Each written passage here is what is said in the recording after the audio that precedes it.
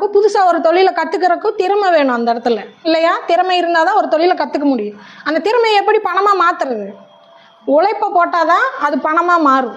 நீங்கள் அடுத்து எல்லாமே உங்கள் திறமையை பிஸ்னஸ் பண்ண போகிறீங்க. அப்போ அதுக்கு கணக்கில் இல்லாத உழைப்பை போடணும். இங்கே திறமையை வச்சு பிஸ்னஸ் பண்ணணுன்னா அங்கே உழைப்புங்கிற ஒன்று மிகப்பெருசாக தேவை. அங்கே உழைப்பு இல்லைன்னா நீ ஜெயிக்க முடியாது. அதுக்கு நாயா பேயா ஓடணும். சரியா? நைட்டும் பகலும் தூங்காமல் வேலை செய்யணும். நம்ம வேலை அந்த மாதிரி நைட்டு முகூர்த்தம் ரிசப்ஷனு இதே தான் ஓடிட்டுருக்கும் இல்லையா?